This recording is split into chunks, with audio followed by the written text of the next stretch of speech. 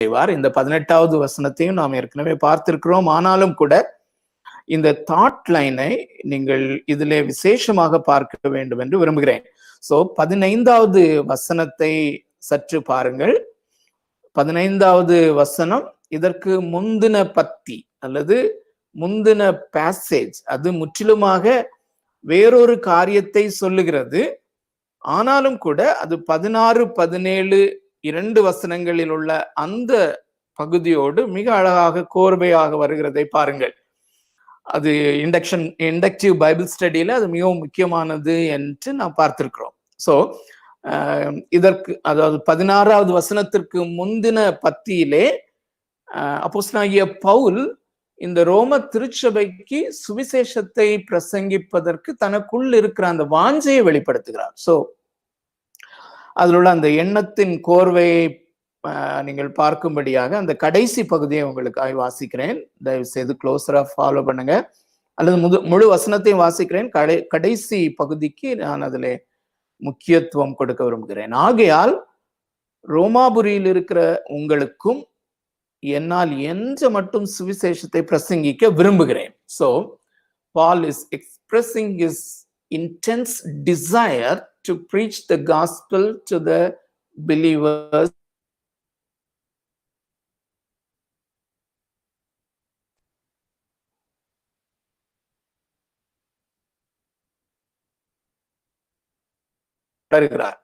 ஏன் நான்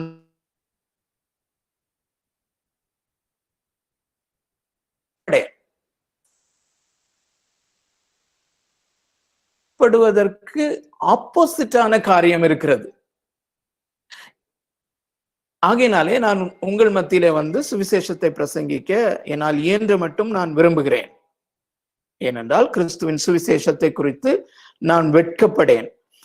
ஏன் வெட்கப்படேன்? தொடர்ந்து எழுதுகிறார். முன்பு யூதரிலும் பின்பு கிரேக்கரிலும் விசுவாசிக்கிறவனவனோ அவனுக்கு ரட்சிப்பு உண்டாவதற்கு அது தேவ பலனா இருக்கிறது. It is the power of God. அதனால நான் வெட்கப்படவில்லை. இந்த பவர் ஆஃப் காட் என்று வரும்பொழுதெல்லாம் நாம் மிகவும் கவனமா இருக்க வேண்டும் என்று நாம் ஏற்கனவே பார்த்திருக்கிறோம். எபேசியருக்கு எழுதின நிருபத்திலே அந்த 1வது அதிகாரம் 14வது வசனத்துக்கு பின்பதாக அப்போஸ்தலனாகிய பவுல் விசுவாசிகளுக்காக ஜெபிக்கும் போது, ஆண்டவரே இவர்களுடைய கண்களை திறந்தருளும், so that they can know the power, அந்த இவர்களுக்குள்ளே கிரியை செய்கிற அந்த வல்லமை. என்ன வல்லமை என்று அங்கே சொல்லுகிறார்? இயேசு கிறிஸ்துவை மரித்தோரிலிருந்து எழுப்பின அந்த வல்லமை. அருமையானவர்களே, மிக முக்கியமான காரியம். நாம் என்று மறுபடியும் பிறந்தோமோ அன்றிலிருந்து நமக்குள்ளே நம்மை பரிசுத்தமாக வாழ வைக்கும்படியாக அல்லது நம்மை வழி நடத்தும்படியாக நமக்கு கொடுக்கப்பட்டிருக்கிற அந்த வல்லமை, தேவனாகிய கர்த்தருடைய வல்லமை. எப்படிப்பட்ட வல்லமை என்றால், எதற்காக நான் இதை சொல்லுகிறேன் என்றால், வல்லமை என்று சொன்ன உடனே சத்தமாக பாடுதல், சத்தமாக பிரசங்கித்தல் அல்லது சத்தமாக காரியங்களை செய்தல் என்று ஒரு ஒரு ஒரு ஒரு அடி மனதிலே ஒரு காரியம் தங்கி இருக்கிறது. சோ ஒரு சாதாரண எந்த ஒரு விசுவாசி, எந்த ஒரு டினாமினேஷன்ல இருக்கிற ஒரு விசுவாசியாக இருந்தாலும் சரி, அவனுக்குள்ளே கிரியை செய்கிற அந்த வல்லமை இயேசு கிறிஸ்துவை மரித்தோரிலிருந்து எழுப்பின தேவனுடைய வல்லமை. சோ அப்போஸ்தலனாகிய பவுல் சுவிசேஷத்தை குறித்து சொல்லுகிறார்.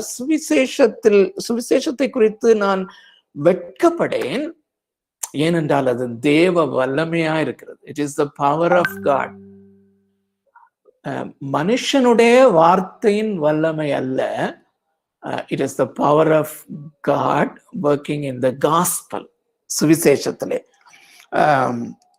இது நமக்கு வெளிப்படையாக தெரிகிறது அல்ல, நமக்குள்ளே கிரியை செய்கிற ஒரு வல்லமை. சோ கிறிஸ்துவின் சுவிசேஷத்தை குறித்து நான் வெட்கப்படேன், ஏனென்றால் முன்பு யூதரிலும் பின்பு கிரேக்கரிலும் விசுவாசிக்கிறவனவனோ அவனுக்கு ரட்சிப்பு உண்டாவதற்கு அது தேவ பலனா இருக்கிறது. ஆகையினாலே நான் வெட்கப்படேன்.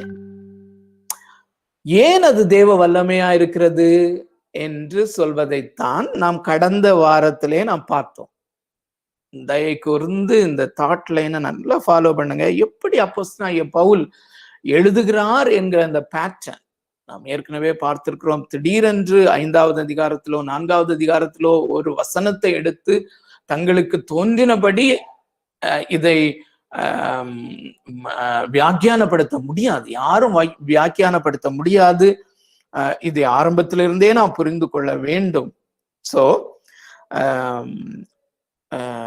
ஏன் அது தேவ வல்லமையாக இருக்கிறது. அது ஏன் தேவ வல்லமையாக இருக்கிறது என்றால்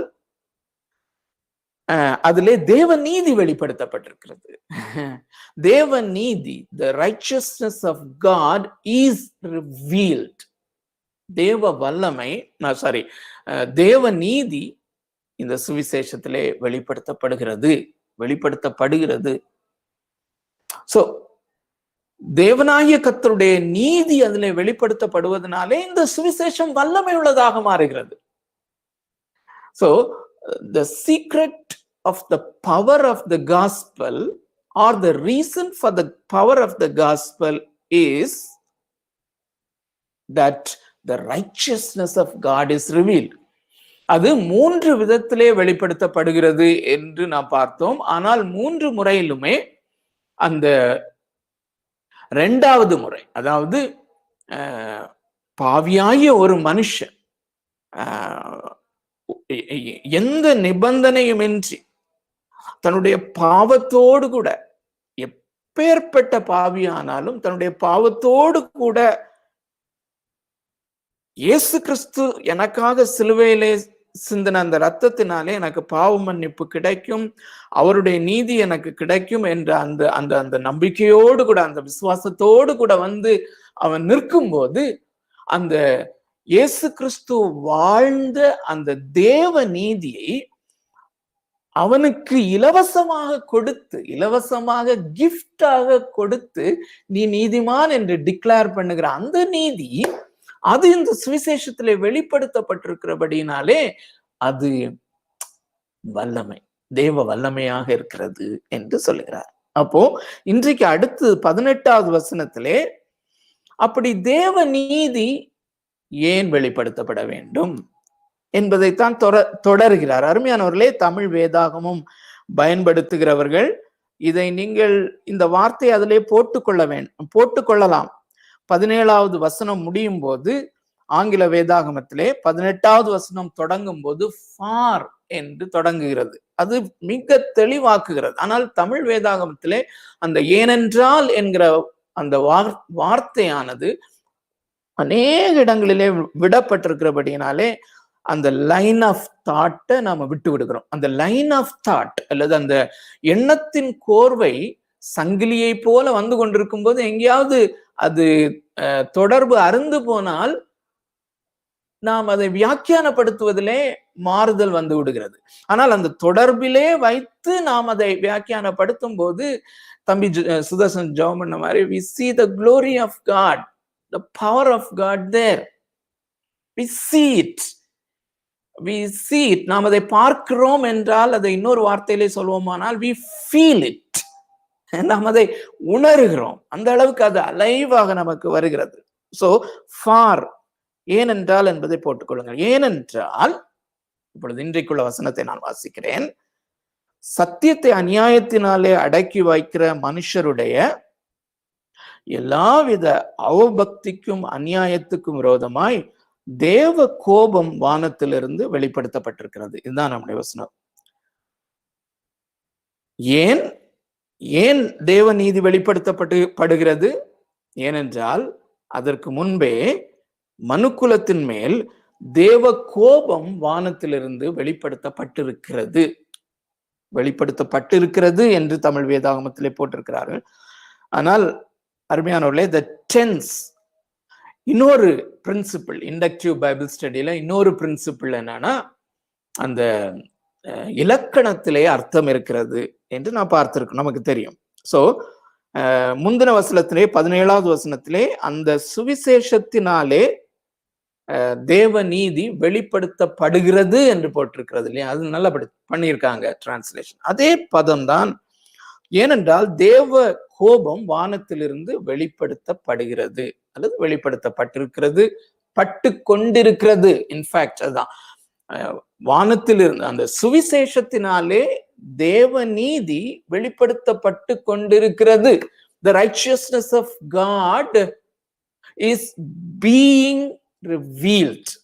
வெளிப்படுத்தப்பட்டு கொண்டிருக்கிறது, இன்றும் வெளிப்படுத்தப்பட்டு கொண்டிருக்கிறது. இன்று நாம் இணைந்து இந்த காஸ்பல், இந்த சுவிசேஷத்தை ரோமருக்கு எழுதின நிருபத்திலிருந்து நாம் படித்து கொண்டிருக்கும் போது தேவ நீதி இங்கே வெளிப்படுத்தப்படுகிறது, பட்டு கொண்டிருக்கிறது. It's always.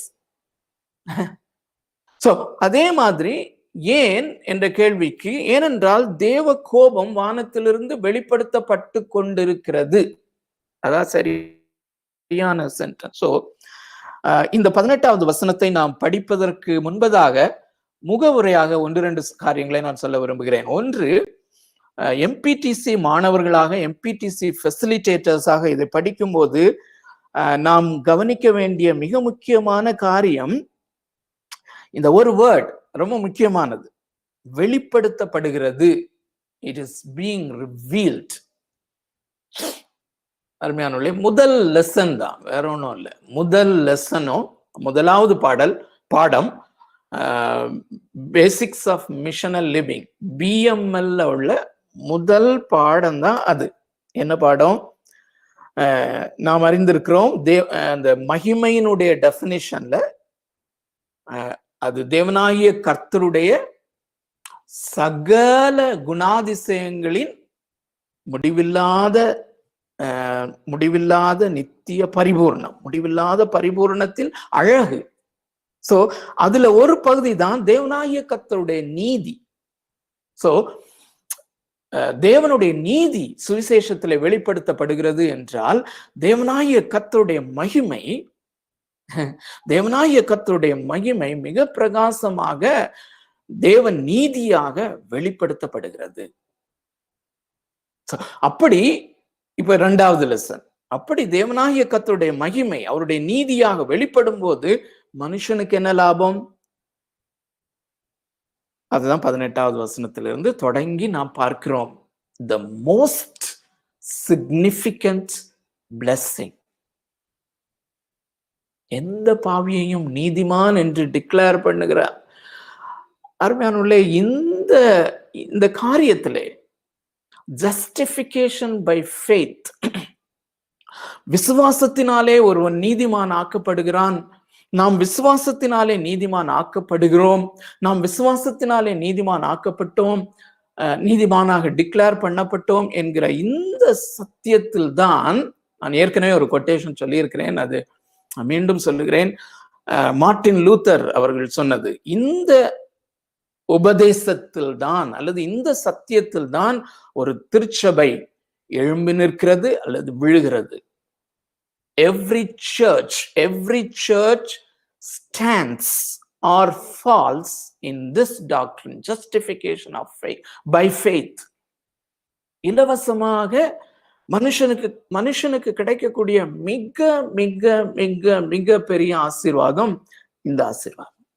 சோ தேவனாகிய கர்த்தருடைய மகிமை வெளிப்படும் போது, அல்லது தேவன் தன்னுடைய மகிமையை வெளிப்படுத்தும் போது, the first lesson, தேவன் தம்முடைய மகிமையை வெளிப்படுத்தும் போது மனிதனுக்கு மிக பெரும் லாபம், மிக பெரும் ஆசீர்வாதம். சோ 1வது பாடம் 2வது பாடம். அதே மாதிரி அந்த 2 சாவியையும் பாருங்க. இந்த காஸ்பல் அப்படிங்கிறது 16வது வசனத்துல இருந்து தான் தொடங்குதுன்னு வச்சுக்கோங்க. சோ 17, 16, 17 இந்த பத்திகளில் இருந்து தொடங்கி வருகிறது. சோ இந்த சுவிசேஷம் எங்கிருந்து வருகிறது? தேவ நீதி எங்கிருந்து வெளிப்படுத்தப்படுகிறது? தேவ கோபம் எங்கிருந்து வெளிப்படுத்தப்படுகிறது? It's coming from heaven. So God sovereignly takes the initiative in the gospel. சுவிசேஷம் என்பது தேவனாகிய கர்த்தர் பரலோகத்திலிருந்து மனுக்குலத்துக்காக தன்னுடைய சர்வ ஆளுமையின் அடிப்படையிலே அவராக எடுக்கிற முயற்சி. அமேசிங் இல்ல? அண்ட் செகண்ட்லி, அவர் தன்னுடைய மகிமைக்காக இதை செய்கிறார் என்கிற அந்த சாவியை கொண்டு நாம் இதை திறக்கிறோம் என்பதை கவனமாக பாருங்கள், சிந்தியுங்கள். ஓகே. 2வது, முகவுரையிலே நான் சொல்ல விரும்பினது அந்த நோட்ஸ்ல இல்ல, தயவு செய்து மன்னித்துக் கொள்ளுங்கள். ஆனா இதை நான் அடிக்கடி சொல்லுவனா இருக்கும், ஏன்னா இது ரொம்ப முக்கியமானது. சோ 16, 17 வசனங்கள் தெளிவாக கவனிங்கள். 16, 17 வசனங்கள் சுவிசேஷத்தை குறித்த ஒரு தீசிஸ் ஸ்டேட்மெண்ட் அல்லது சுவிசேஷத்தை குறித்த ஒரு ரத்தின சுருக்கமான ஒரு ஸ்டேட்மெண்ட், அல்லது அதில் உள்ள அந்த சுவிசேஷத்தை ரோமருக்கு எழுதின நிருபத்திலே விளக்கி இருக்கிற அந்த சுவிசேஷத்தை இமாலய மலை என்று சொல்வோமே, ஆனால் அதற்குரிய அந்த எவரெஸ்ட் சிகரத்தை இந்த 16, 17 பார்க்கிறோம், அல்லது தீசிஸ் ஸ்டேட்மெண்ட். அதை தொடர்ந்து 18வது வசனத்திலிருந்தே சுவிசேஷத்தினுடைய காரணம், why gospel. சோ சுவிசேஷத்தை பிரசங்கிக்கிறவர்களாக நாம் இருக்கிறோம். அண்டை வீட்டாருக்கானாலும் சரி, நம்முடைய வேலை ஸ்தலங்களினாலும் சரி, அல்லது எங்குமே நாம் சுவிசேஷத்தை கொண்டு செல்கிறவர்களாக இருக்கிறோம். ஆக நமக்கு தெரிந்திருக்க வேண்டியது இந்த முதல் பகுதியிலே என்ன அமைந்திருக்கிறது என்றால், 18வது வசனம் தொடங்கி, இன்று நாம் பார்க்கிற இந்த 18வது வசனம் தொடங்கி 3வது அதிகாரம் 19வது வசனம் வரையிலும் ரஃபா நோட் பண்ணிக்கோங்க. உங்களிடத்துல ஒரு நோட் புக் இருக்குமானால் நோட் பண்ணிக்கொள்ளுங்கள், அல்லது வேதாகமத்திலே கூட எங்கேயாவது நீங்கள் குறித்துக் கொள்ளலாம். இந்த 1வது அதிகாரம் 18வது வசனம் முதற்கொண்டு 3வது அதிகாரம் 19வது வசனம் வரையிலும் மனுக்குலத்தினுடைய பாவமும் தேவனாகிய கர்த்தருடைய கோபாக்கினையும், அந்த 19வது அதிகாரம் 3வது அதிகாரம் 19வது வசனம் முடிந்து 18வது வசனம் முடிந்து 19லிருந்து அதை சம்மரைஸ் பண்றாரு. 19, 20, 21 சம்மரைஸ் பண்றாரு. அதை தொடர்ந்து நாம சுவிசேஷத்தை அல்லது நீதிமான் ஆக்கப்படுதல் என்கிற காரியத்தை தொடர்கிறார். சோ இந்த 1வது அதிகாரம் 18வது வசனத்திலிருந்து 3வது அதிகாரம் 19வது வசனம் வரையிலும் 2 மிகப்பெரிய பொருட்களை அல்லது தீமை அவர் கொண்டு வருகிறார். 2 மிகப்பெரிய காரியங்கள். ஒன்று, இப்போ இந்த நாம பார்க்கிற இந்த 1வது அதிகாரம் 18வது வசனத்துக்கு பிறகு 19 தொடங்கி 18 ஒரு மிக முக்கியமான வசனம், அதை மாத்திரம் இன்றைக்கு நாம பார்ப்போம். 19வது வசனத்திலிருந்து 1வது அதிகாரம் முடியும் வரையிலும் புறஜாதியார் அல்லது பொதுவான ஜனங்கள், நாம் புறஜாதியார் எப்படி பாவத்திற்குள்ளாகி இருக்கிறார்கள், புறஜாதியார் பாவத்து நிமித்தம் தேவ கோபாக்கினைக்குள்ளாக எப்படி இருக்கிறார்கள் என்று வர்ணிக்கிறது. நன்றாக கவனியுங்கள். 2வது அதிகாரம் 1வது வசனத்திலிருந்து அந்த பகுதி முடிய, அதாவது 3வது அதிகாரம் 18வது வசனம் வரையிலும் யூதர்கள், குறிப்பாக யூதர்கள் எப்படி பாவத்திற்குள்ளாகி இருக்கிறார்கள் என்று சொல்லுகிறார். சோ யூதர்கள் பாவத்தினாலும் தேவ கோபாக்கினைக்குள்ளாய் இருக்கிறார்கள். சோ 1வது புறஜாதியர், 2வது யூதர்கள். அதற்கப்புறம் 21வது வசனத்திலே வரும்போது 3:21 பாருங்க. இப்படி இருக்க, சோ அந்த பகுதி முடிஞ்சு, இப்படி இருக்க நியாயப்பிரமாணம் இல்லாமல், apart from the law of God, நியாயப்பிரமாணம் இல்லாமல் தேவ நீதி வெளிப்படுத்தப்பட்டிருக்கிறது. பாருங்க அந்த தாட் லைன் எப்படி வருதுன்னு சொல்லி. சோ 1வது அதிகாரம் 17வது வசனத்துல தேவ நீதி பட்டிருக்கிறது என்று சொன்னவர் இங்கே அதை பின்பு தொடர்ச்சியாக கொண்டு போகிறார். The continuation is in 3rd chapter 21st verse. So இப்படி இருக்க நியாயப்பிரமாணம் இல்லாமல் தேவ நீதி வெளியாக்கப்பட்டிருக்கிறது. அதை குறித்து நியாயப்பிரமாணமும் தீர்க்க தரிசனங்களும் சாட்சியிடுகிறது என்று முன்னேறி போகிறார். சோ இந்த தாட் லைனை நாம் கவனிப்பது மிக மிக வியாக்கியானத்திற்கு மிக முக்கியமான ஒரு காரியம். சோ இன்றைக்கு நாம பார்க்க போகிற இந்த ஃப்ரேஸ், இந்த வாக்கிய சொற்றொடர் என்னவென்றால் 18வது அதிகாரத்திலே ஏன் சுவிசேஷத்திலே தேவ நீதி வெளிப்படுத்தப்பட வேண்டும் என்பதற்கு பதில் கொடுக்கும் விதத்திலே, ஏனென்றால் தேவ கோபம் வானத்திலிருந்து வெளிப்படுத்தப்படுகிறது. தேவ கோபம் வானத்திலிருந்து வெளியாக்கப்பட்டிருக்கிறது, வெளிப்படுத்தப்பட்டிருக்கிறது. இந்த தேவ கோபம் எப்படி வெளிப்படுத்தப்பட்டிருக்கிறது? அருமையானவர்களே, இந்த தேவ கோபத்தை, கோபாக்கினை, அதான் நல்ல வேர்ட், அது அந்த கோபம் என்கிற காரியத்தை இன்னும் சரியானபடி அது சொல்லுகிறது. தேவ கோபாக்கினை. அருமையானவர்களே, வித்தவுட் திஸ், இது நான் திரும்ப திரும்ப நாம் பார்த்து கொண்டிருக்கிறோம், உங்கள் யாவருக்கும் தெரிந்ததே, ஆனாலும் சொல்ல வேண்டியது அவசியம். இதுதான் அடிப்படையான ரீசன் ஃபார் த காஸ்பல். சுவிசேஷத்திற்கான அடிப்படையான காரணம். ஏன் தேவன் தம்முடைய நீதியை வெளிப்படுத்த வேண்டும்? தம்முடைய குமாரனா இயேசு கிறிஸ்துவை கொலை செய்வது நிமித்தமாக, கொடூரமான அந்த கோர சிலுவையிலே ஏன் ஆணி அடிப்பிக்க வேண்டும்? ஏன் பதைத்து சாக வைக்க வேண்டும்? ஏன் தேவனாகிய கர்த்தர் தன்னுடைய குமாரனை, அல்லது தேவனே குமார் மனுஷனாக வர வேண்டியதன் அவசியம் என்ன, நிர்பந்தம் என்ன என்றால், அந்த அளவுக்கு கொடுமையானது தேவ கோபாக்கினை மனுஷர் மேல் இருக்கிறது. ஆர்சி ஸ்ப்ரவுல் என்கிற தேவ மனுஷன் அடிக்கடி அவருடைய கூட்டங்களிலே, சிறிய கூட்டங்களிலே, டீச்சிங்ல அவர் கேட்கிற ஒரு காரியம், God saved you from what? You are saved from what? தேவன் உங்களை எதிலிருந்து ரட்சித்தார் என்றால், அவர் ரொம்ப அழகாக சொல்வார், God saved you. God saved you from God. தேவனாகிய கர்த்தர் உன்னையும் என்னையும் தேவனிடத்திலிருந்து தப்புவித்தார். அல்லது இன்னும் கொஞ்சம் விபரமாக சொல்வோமே, ஆனால் தேவனாகிய கர்த்தர் தாமே நம்மை தேவனாகிய கர்த்தருடைய கோபாக்கினையிலிருந்து ரட்சித்தார். This understanding is very, very essential. Very, very essential. So, பொதுவாக தேவனுடைய கோபாக்கினை 3 விதங்களிலே வெளிப்படுத்தப்பட்டிருக்கிறதை நாம் பார்க்க முடியும். முதலாவதாக, மனுக்குலத்தினுடைய மரணத்திலே அத்தேவ கோபம் வெளிப்படுத்தப்படுகிறதை நாம் பார்க்கிறோம். நாம் அறிந்திருக்கிறபடி இந்த நம்முடைய வாழ்க்கையிலே அல்லது மனுக்குலத்திலே மரணம் என்று சொல்லுகிற ஒரு காரியம் மிக மிக வேதனையான, மிக மிக ஒரு சாதாரணமான மொழியிலே நாம் சொல்வோமே, ஆனால் உண்மையாகவே பயப்படக்கூடிய ஒரு காரியம்.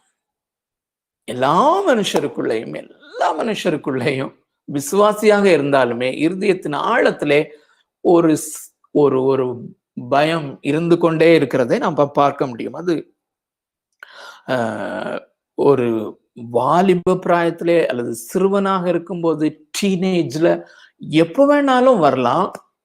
சோ முதிர் வயதாகி மரிக்கும் போது கூட நாம தாங்கிக் கொள்ளலாம். ஆனால் டீனேஜ்ல அல்லது வாலிப பிராயத்திலே அல்லது திருமணமாகி ஒரு சில நாட்களிலே கணவன் இறந்து போக மனைவி வாழ, மனைவி இறந்து போக கணவன் வாழ, இந்த மாதிரி காரியங்கள் அநேக நம்முடைய வாழ்க்கை பயணத்திலே நாம் அநேக இன்ஃபர்மேஷன் கேட்டிருக்கிறோம். இது மிக மிக ஒரு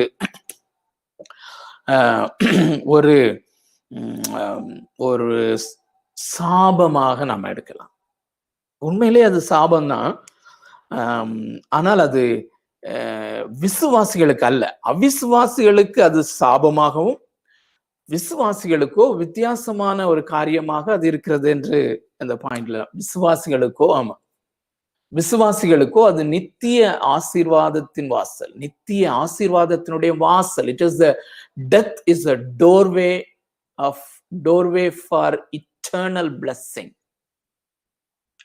ஆனால் அவிசுவாசிக்கும் விசுவாசிக்கும் அது ஒரே மாதிரியாக வருகிறது. நன்றாக கவனித்துக் கொள்ள வேண்டும்.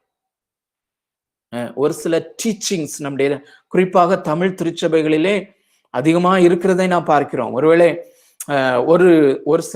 ஒரு சிலரை வாலிபத்திலே ஆண்டவர் எடுத்துக்கொள்ளும் போது 20 வயசுல அல்லது 30 வயதிலே எடுத்துக்கொள்ளும் போது அதை ஒரு சாபமாக, விசுவாசிகளாக அவர்கள் இருந்தாலும் கூட அதை ஒரு சாபமாக கருதுகிறவர்கள் உண்டு. அருமையானவர்களே, விசுவாசிகளாக அவர்கள் இருப்பார்கள், ஆனால் அது அவர்களுக்கு ஒரு டோர் ஆஃப் இட்டர்னல் பிளெஸ்ஸிங் தான், ஒரு நித்திய மகிழ்ச்சிக்குள்ளே பிரவேசிக்கிற ஒரு வாசல். அப்படி சுவிசேஷம் அதை மாற்றி இருக்கிறது. ஆனால் பொதுவாக டெத் என்பது இந்த ரோமருக்கு எழுதின நிருபம் 1வது அதிகாரம் 18 வாசிக்கிறோம் இல்லையா, தேவ கோபம் வானத்திலிருந்து வெளிப்படுத்தப்பட்டிருக்கிறது. அதுதான். சோ அது எப்போ ஆரம்பிச்சது? ஏதேன் தோட்டத்திலே ஆரம்பித்தது. தேவன் மிகவும் ஸ்பெசிபிக்காக சொல்லியிருந்தார். என்ன சொல்லியிருந்தார்? நீ இதை புசிக்கும் நாளிலே சாகவே சாவாய். அது ஆவிக்குரிய ஒரு மரணம் மாத்திரமல்ல, தேவனோடு கூட அந்த இட்டர்னல் செப்பரேஷன், அதை சொல்வார்கள். அது மாத்திரமல்ல, அதுவும் உண்டு, அது மிக முக்கியமானது. ஆனால் அதே நேரத்திலே அவன் பிசிக்கலாக, சரீரத்தின்படி அவன் ஒரு வதைப்புக்குள்ளாகி அல்லது ஒரு வேதனையான அனுபவத்துக்குள்ளாகி சாகும் ஒரு காரியம் அல்லது மரணத்தின் காரியம் மிகவும் ஒரு நித்திய சாபமாக மனுக்குலத்திற்கு வந்திருக்கிறது. சோ மரணத்தை பார்க்கும் போதெல்லாம், மரண செய்தியை கேட்கும் போதெல்லாம் இந்த ஃப்ரேஸ் நமக்கு ஞாபகம் வரட்டும். நேச்சுரலாக தேவ கோபம் வானத்திலிருந்து வெளிப்படுத்தப்பட்டிருக்கிறது. இது விசுவாசிக்கும் அவிசுவாசிக்கும். ஆனால் விசுவாசியாக இருந்தால் it is the doorway for eternal blessing. இதே ரோமருக்கு எழுதின நிருபம் 5வது அதிகாரம். ஒவ்வொரு காரியத்தையும் நாம் வசனத்தின் ஆதாரத்திலே நாம் பார்த்து கொண்டிருக்கிறோம். சோ இதற்கான வேத ஆதாரம் ரோமருக்கு எழுதின நிருபம் 5வது அதிகாரம் 15வது வசனம் 16வது வசனத்திலே வாசிக்கிறோம். ஆனாலும் மீறுதலின் பலன் கிருபை வரத்தின் பலனுக்கு ஒப்பானதல்ல. எப்படி எனில், ஒருவனுடைய மீறுதலினாலே அநேகர் மரித்திருக்க, ஆதாம் என்கிற ஒருவனுடைய மீறுதலினாலே அநேகர் மரித்திருக்க, தேவனுடைய கிருபையும் இயேசு கிறிஸ்து என்னும் ஒரே மனுஷனுடைய கிருபையினாலே வரும் ஈவும் அநேகர் மேல் அதிகமாய் பெருகி இருக்கிறது. மேலும் ஒருவன் பாவம் செய்ததினாலே உண்டான தீர்ப்பு, அந்த வார்த்தைகளை கவனியுங்கள்.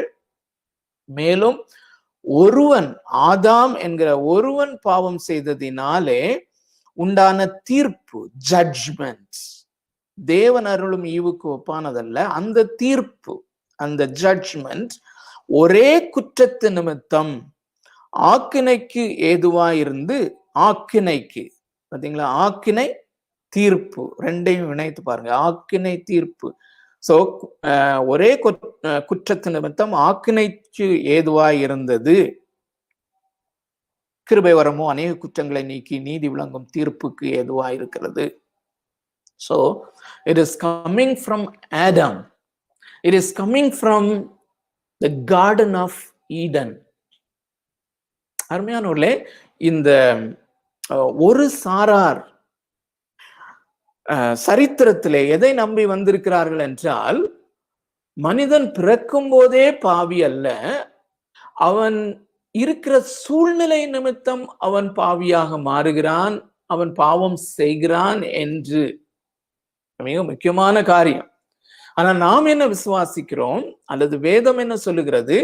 ஒருவன் பாவம் செய்ததினாலே, அல்லது ஆதாமுடைய பாவம் வழி வழியாக பிறக்கும் ஒவ்வொரு ஜெனரேஷன்ல உள்ள பிள்ளைகளுக்கும், அவர்கள் பிறக்கும் போதே அது அந்த டிஎன்ஏலே ஒட்டி இருக்குது, அது உள்ளே இருக்கிறது.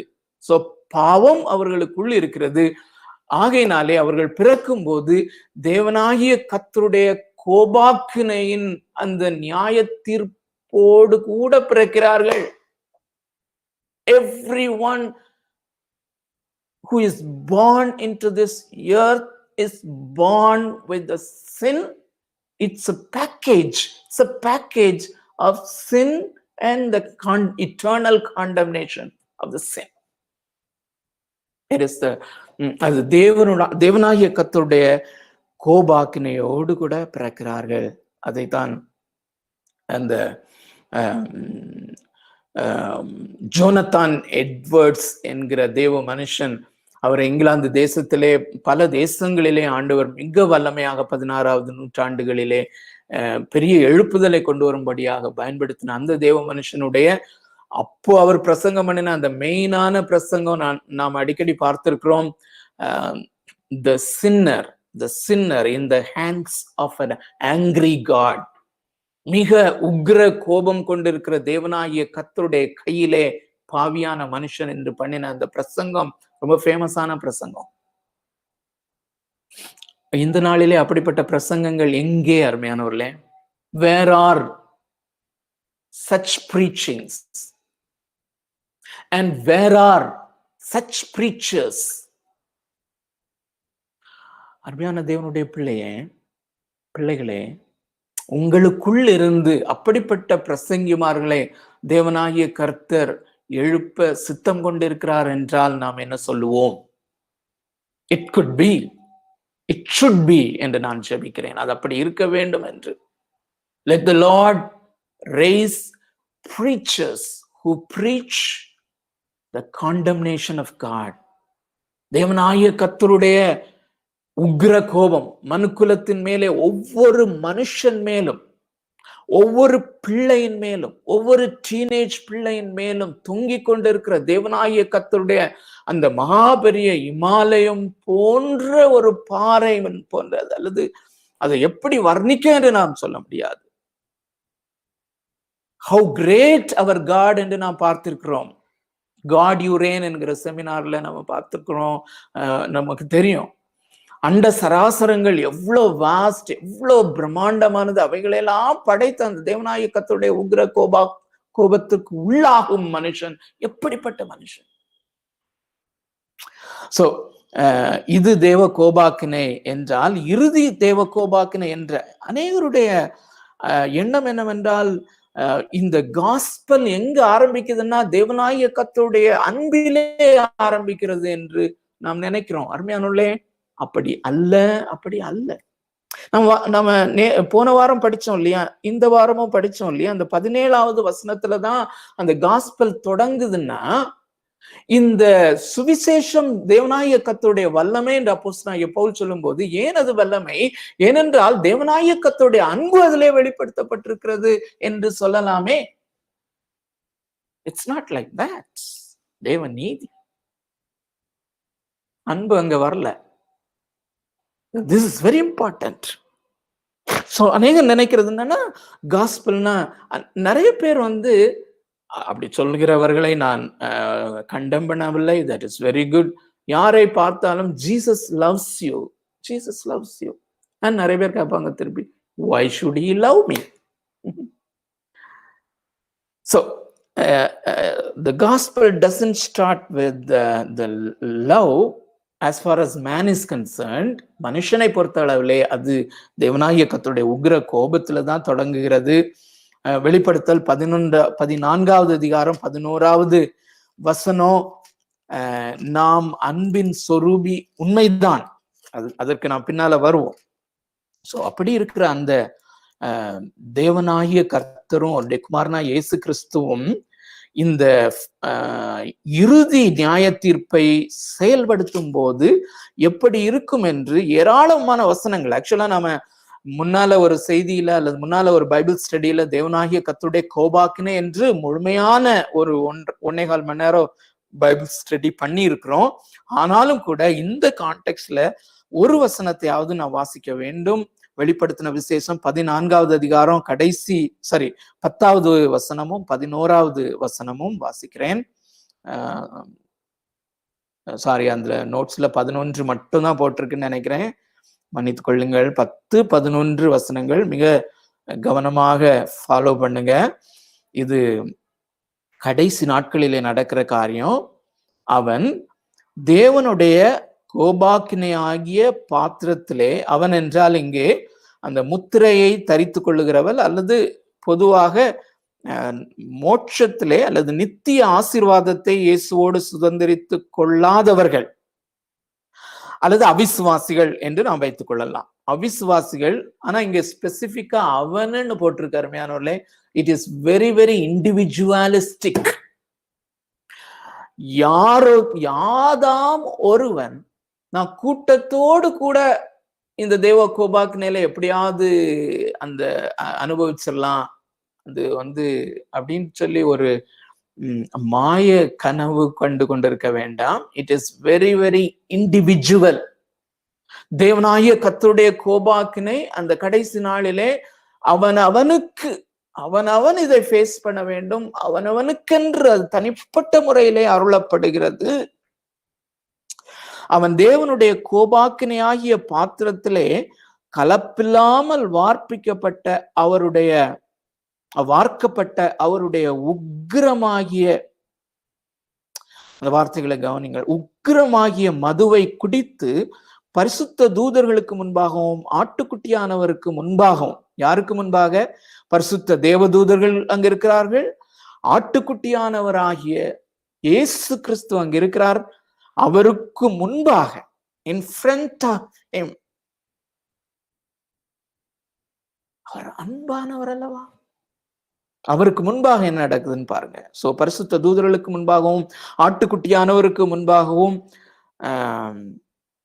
அக்னியினாலும் கந்தகத்தினாலும் வாதிக்கப்படுவார்கள் இல்ல, வாதிக்கப்படுவான். 11, அவர்களுடைய வாதையின் புகை சதா காலங்களிலும் எழும்பும். சதா காலங்களிலும் அந்த வாதையினுடைய புகை எழும்பிக் கொண்டிருக்கும். மிருகத்தையும் அதன் சொரூபத்தையும் வணங்குகிறவர்களுக்கும் அதனுடைய நாமத்தின் முத்திரையை தரித்துக் கொள்கிற எவனுக்கும் இரவும் பகலும் இளைப்பாறுதல் இராது. இதை அவிசுவாசிகள் யாரும் கேட்டுக்கொண்டிருந்தாலும் கூட, இன்றும் கூட அந்த தேவ நீதி வெளிப்படுத்தப்படுகிறது. சுவிசேஷம் உங்களுக்கு இந்த தேவ கோபாக்கினையிலிருந்து உங்களை தப்புவிக்க போதுமானதாக இருக்கிறது. ஏற்றுக்கொள்ளுதல் மாத்திரம்தான் செய்ய வேண்டும். சோ ஆனா விசுவாசிக்கு இந்த மரணத்தை, இந்த மரணமானது இப்போ நடக்கிற பிசிக்கல் டெத், சரீர பிரகாரமான மரணம் தேவ கோபாக்கினையின் ஒரு வெளிப்பாடு. ஆனால் அந்த மரணத்தை அவர் எப்படி விசுவாசிகளுக்கு மாற்றி இருக்கிறார் என்பதற்கான ஒரு ஆதாரத்தை 1 கொரிந்தியர் 15வது அதிகாரத்திலே ஒரு வசனத்திலே நாம் வாசிக்கிறோம். நமக்கு தெரிந்த வசனம் தான், ஆனாலும் இந்த கான்டெக்ஸ்ட்லே நாம் படிப்பது நமக்கு ஆசீர்வாதமாக இருக்கும். 1 கொரிந்தியர் 15வது அதிகாரம், 1 கொரிந்தியர் 15வது அதிகாரம் 55, 56, 57 வசனங்கள். இந்த அதிகாரம் முழுவதிலும் நமக்கு தெரிந்திருக்கும் அந்த உயிர்த்தெழுதலை குறித்து அதிகமாக அப்போஸ்தலனாகிய பவுல் பேசுகிறார். அப்படி பேசிக்கொண்டு வரும்போது 55வது வசனத்திலே அவர் சொல்கிறார், மரணமே உன் கூரெங்கே, பாதாளமே உன் ஜெயம் எங்கே? மரணத்தின் கூர் பாவம், பாவத்தின் பலன் நியாயப்பிரமாணம். சோ மரணத்திற்கு அவர் சவால் விடுகிறார். எப்படி சவால் விடுகிறார்? மரணமே உன் கூர் எங்கே? உன்னுடைய கூர் என்றால் உன்னுடைய ஸ்டிங். ஒரு அதற்கு சரியான தமிழ் வார்த்தை ஆணி போன்ற ஒரு ஒரு ஒரு கொடுக்கு, நல்ல வார்த்தை, கொடுக்கு. ஒரு தேளை நாம் எடுத்துக்கொள்வோம், ஆனால் தேளுக்கு பலமாக இருப்பது அதனுடைய கொடுக்கு தான், அல்லது அதனுடைய கூர், ஸ்ட்ரிங். சோ மரணமானது மனுக்குலத்தின் ஒரு மனுஷனை விடாதபடிக்கு அது ஒரு கொட்டுகின்ற ஒரு ஸ்ட்ரிங் ஆக, கூறாக, ஒரு கொடுக்காக, அது விஷம் நிறைந்த கொடுக்காக அவனை அந்த மரணம் என்கிற காரியத்தினாலே அதை கொட்டி நித்தியமான வேதனைக்குள்ளே தள்ளுகிற அந்த காரியம் அந்த கூர் தான், அந்த கொடுக்கு தான்.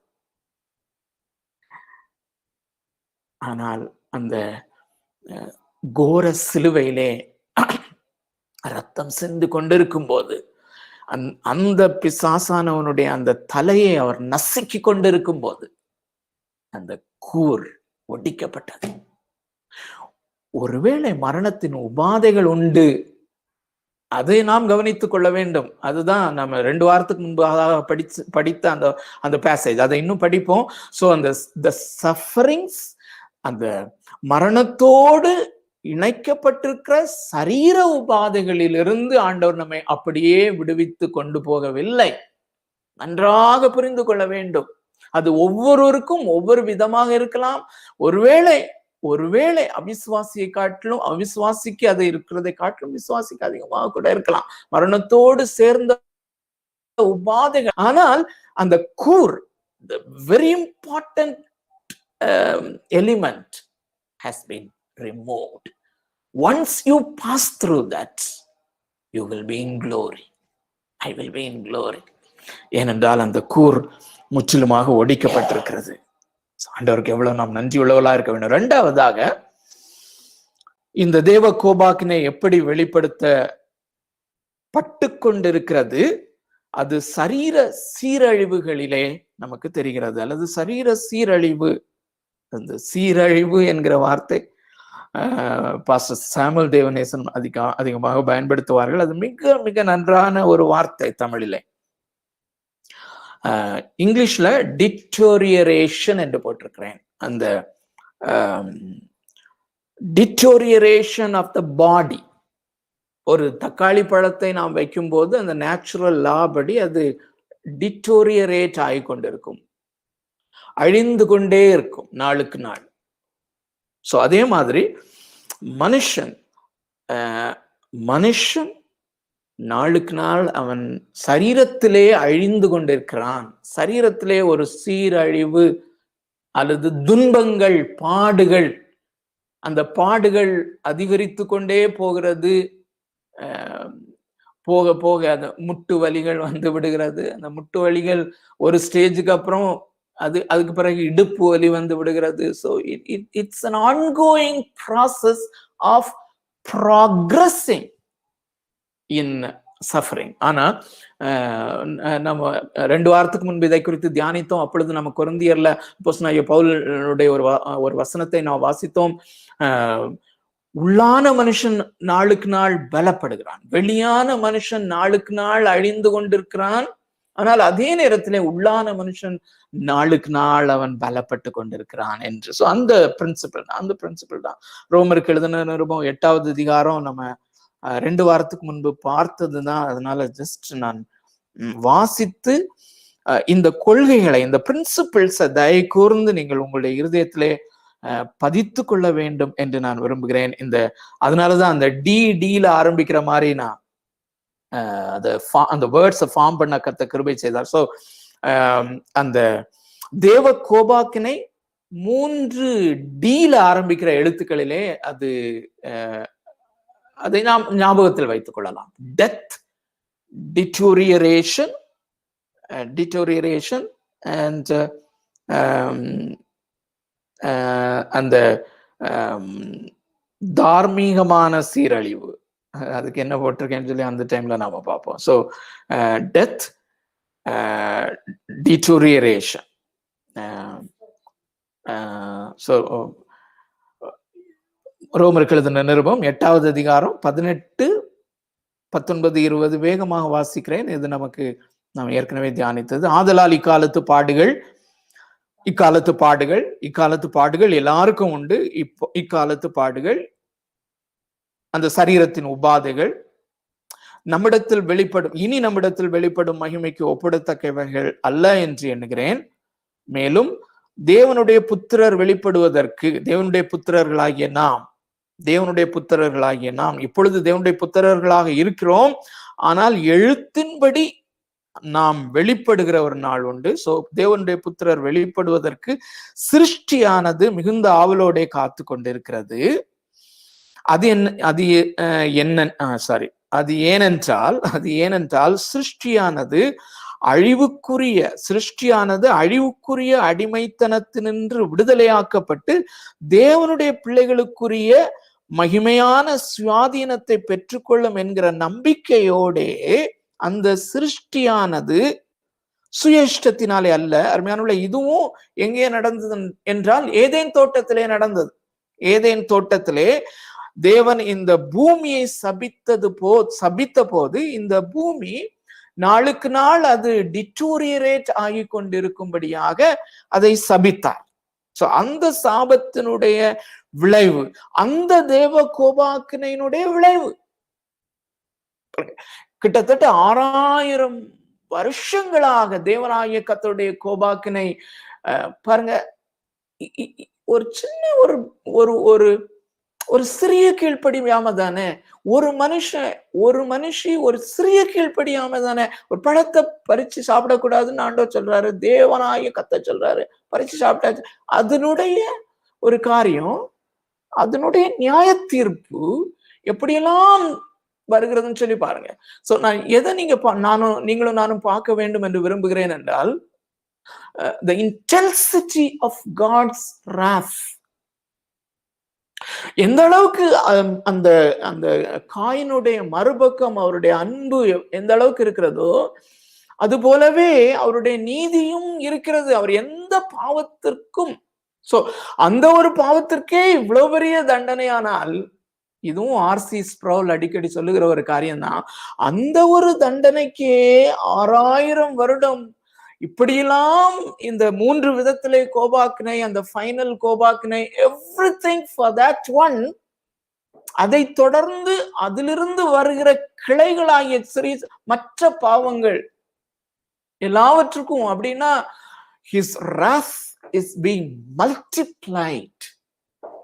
எப்படி பாவங்கள் பெருகி மல்டிப்ளை ஆகுதோ அதுபோல அவருடைய கோபாக்கினையும் மல்டிப்ளை ஆகிக்கொண்டிருக்கிறது. சோ அந்த ஏதேன் தோட்டத்திலே சிருஷ்டியானது தேவனாகிய கர்த்தரால் சிருஷ்டிகராலே ஒரு நம்பிக்கையை கொண்டு அது கீழ்ப்படுத்தப்படுகிறது, அழிவிலே கீழ்ப்படுத்தப்படுகிறது. அதுதான் 21வது வசனம் திரும்ப வாசிக்கிறேன். அந்த சிருஷ்டியானது சுயேஷ்டத்தினாலே அல்ல, கீழ்ப்படுத்தினவராலே மாயைக்கு, மாயை என்கிற அந்த வார்த்தைக்கு கரப்ஷன் அல்லது அழிவு, சீரழிவு அதிலேதான் வருகிறது. அந்த சீரழிவு என்பது இங்கே வருகிற அந்த மாயை என்பதற்கு சரியான ஆப்டான வேர்ட். இந்த சீரழிவுக்கு கீழ்பட்டிருக்கிறது. ஆகையால் நமக்கு தெரிந்திருக்கிறபடி இதுவரையும் சர்வ சிருஷ்டியும் ஏகமாய் தவித்து, சர்வ சிருஷ்டியும் ஏகமாய் தவித்து பிரசவ வேதனை படுகிறது. பிரசவ வேதனை படுகிறது என்றால் தேவனாகிய கர்த்தருடைய கோபம் அதிலே வெளிப்படுத்தப்பட்டு கொண்டிருக்கிறது. பிரசவ வேதனை படுகிறது. கொரோனாவினால பூமி முழுவதும் பிரசவ வேதனை படுகிறது. இன்னும் பூமி அதிர்ச்சிகள், ஐ திங்க் இன்னைக்கு நேத்து கூட ஒரு பூமி அதிர்ச்சி நினைக்கிறேன், துருக்கியில சம்பர் நேர் அந்த பிளேஸ்ல. சோ எவ்வளவு மக்கள் இடிபாடுகளுக்குள்ளே மாட்டிக்கொள்ளுகிறார்கள். சோ இது எல்லாமே இதுதான். சோ இதன் மூலமாக நாம் பார்க்க வேண்டியது என்ன? ஒவ்வொரு இப்படிப்பட்ட இயற்கை உபாதைகள் என்று சொல்லப்படுகிற காரியங்கள் நிகழும் போதெல்லாம் ஞாபகம் வர வேண்டியது தேவனாகிய கர்த்தருடைய கோபம் வெளிப்படுத்தப்படுகிறது. ஆகையினாலே சுவிசேஷத்திலே தேவ நீதி வெளிப்படுத்தப்படுகிறது. அது எவ்வளவு பெரிய ஹோப் இல்ல? சோ கடைசி 3வது குறிப்பு மனுக்குலத்தினுடைய தார்மீக சீரழிவு அல்லது மாரல் டிட்டோரியரேஷன். முதலாவது சரீரத்தினுடைய டிட்டோரியரேஷன், சரீரத்திலே வேதனைகள் மூலமாக அது பலக்குறைவு, பலவீனம் அடைந்து கொண்டே செல்கிறது, அல்லது வேதனைக்கு மேல் வேதனைக்கு சென்று கொண்டிருக்கிறது. இது விசுவாசிக்கும் உண்டு, அவிசுவாசிக்கும் உண்டு. அந்த காரியத்தை நான் விட்டுட்டேனே. சோ இப்படி நாம் சரீரத்திலே சீரழிவு பாடுகளின் மூலமாக உண்டாகும் போது அதே காரியத்தை சுவிசேஷத்தினாலே விசுவாசிகளுக்கு மகிமையின் மேல் மகிமை உண்டாகிறதற்கான ஒரு காரணமாக மாற்றி விடுகிறார். இந்த நேச்சுரலான சரீர உபாதைகள் தேவனுடைய கோபாக்கினை என்று அது வகையறுக்கப்பட்டு அவிசுவாசிகளுக்கு இருந்தாலும் கூட, விசுவாசிகளுக்கு அதே காரியத்தை தான் இந்த கான்டெக்ட்ல தான் அருமையானவர்களே ரோமர் 8:28 வருகிறது. இது நம்ம பிறகு விவரமா பார்ப்போம். ஆனா இப்போ 8வது அதிகாரம் 18 24 வரைக்கும் நம்ம 2 வாரத்துக்கு முன்பும் படித்தோம், இன்றும் வாசித்தோம். அதுல இந்த தீமை தான் நம்ம படிக்கிறோம், சரீர உபாதைகள், அப்படிப்பட்ட சீரழிவு. ஆனால் அதே காரியம் அந்த 28வது வசனம், அன்றியும் அவருடைய தீர்மானத்தின்படி அழைக்கப்பட்டவர்களாய் தேவனிடத்தில் அன்பு கூறுகிறவர்களுக்கு, அதாவது விசுவாசிகளுக்கு, சகலமும் என்றால் இந்த ரோமர் 8:18 வரை சொல்லப்பட்டிருக்கிற இந்த பிரசவ வேதனைக்கு ஒப்பிடப்பட்டிருக்கிற இந்த சரீர உபாதைகள், நேச்சுரலா வருகிற இந்த காரியங்கள் எல்லாமே விசுவாசிகளுக்கு நன்மையாக மாற்றப்படுகிறது. எப்படி நன்மையாக மாற்றப்படுகிறது? அவர்கள் மகிமையின் மேல் மகிமை அடையும்படியாக. அந்த கீழே நமக்கு இது 29வது வசனம் நமக்கு தெரியும். அவருடைய குமாரனாகிய கிறிஸ்துவின் சாயலுக்கொப்பாய் நம்மை மாற்றுவதற்கு இந்த இந்த இந்த அவருடைய கோபாக்கினை நிமித்தமாக வந்த இந்த காரியத்தை அழகாக பயன்படுத்துகிறார். எல்லாருக்கும் போலதான் நமக்கும் சில வேளைகளிலே வந்து விடுகிறது. ஆனால் அருமையானவர்களே, அந்த வேதனையிலே எல்லாருக்கும் வருகிறது போல நம்முடைய வீட்டிலையும் ஒருவேளை பிள்ளைகள் பிறந்து விடுகிறது, அல்லது இதை எக்ஸ்பிளைன் பண்ண வேண்டிய அவசியமே இல்லை. வேதனைகளுக்குள்ளே நாம் செல்லுகிறோம். சோ அந்த வேதனைகளுக்குள்ளே நாம சொல்லும் போது ஞாபகம் வைத்துக் கொள்ள வேண்டியது, ஐ ஆம் ஹிஸ் சைல்ட். எனக்கு இதை அவருடைய குமாரனுடைய சாயலுக்குப்பாக என்னை மகிமையாய் மாற்றி அவருடைய திருக்குடும்பத்திலே நான் அவருடைய பிள்ளையாக, அந்த அந்த அந்த லிட்ரலா நான் அவருடைய குமாரனாக, அந்த இயேசுவோடு கூட, இயேசு என்னுடைய மூத்த சகோதரராக இருந்து நாம் அனுபவிக்கிற அந்த காரியத்துக்காக அவர் என்னை இந்த உபாதைகளின் மூலமாக மகிமையின் மேல் மகிமையாக என்னை மாற்றுகிறார். சோ அந்த சுவிசேஷம் நமக்கு அவ்விதமாக கிரியை செய்கிறது. மூன்றாவது, அந்த தார்மீக சீரழிவு அல்லது டீக்ரடேஷன், டிட்டோரியரேஷன். மூன்றாவது, த டீக்ரடேஷன் இன் த ஹியூமனிட்டி, இந்த மாரல் டீக்ரடேஷன் அல்லது தார்மீகமாக ஒரு சீரழிவு. இது தேவ கோபாக்கினை. அருமையானவர்களே, நிறைய வேளைகளிலே நாம் சுவிசேஷத்தை சொல்லும் பொழுது மனுஷன் பாவியாக இருக்கிறான், ஆகையினாலே சுவிசேஷம் என்று சொல்லுகிறோம். தவறில்லைதான். ஆனால் ஒரு அக்குரேட்டான ஒரு சுவிசேஷம் என்னவென்றால், இந்த மனுக்குலத்திலே நிறைய பிரச்சனைகள் இருக்கிறது. எய்ட்ஸ் பிரச்சனை, அல்லது இப்போ வெளிப்படையாகவே கொரோனா பிரச்சனை மாதக்கணக்காகிவிட்டது.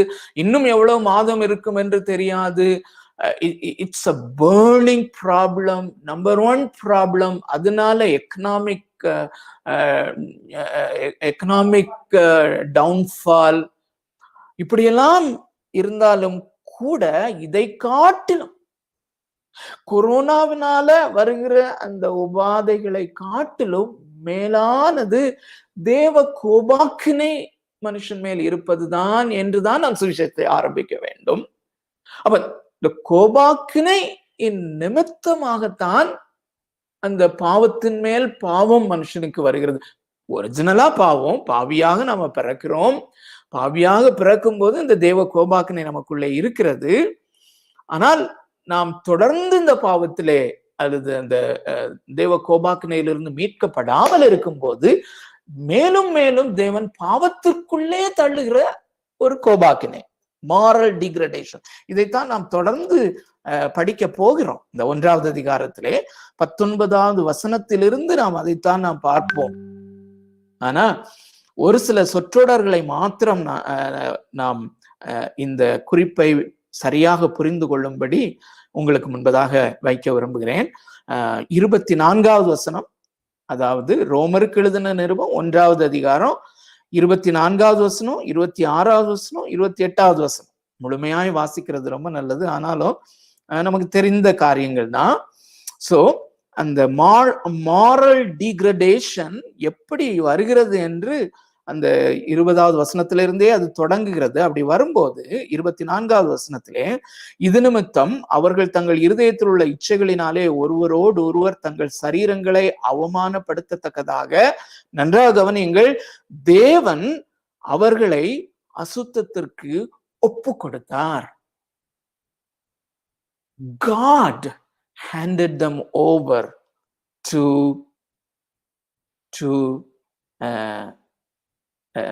the ugliness of the sin. அதிக பாவத்திற்கு அவரே ஒப்பு கொடுக்கிறார்.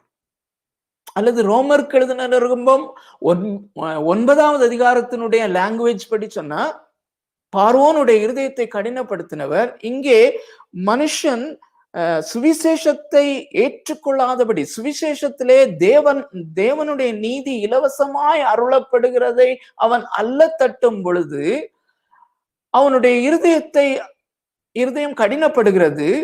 அந்த இருதயத்தை அவர் இன்னும் கடினப்படுத்துகிறார். That's the process here. தேவன் அவர்களை அசுத்தத்திற்கு ஒப்பு கொடுத்தார். அந்த moral degradation-க்கு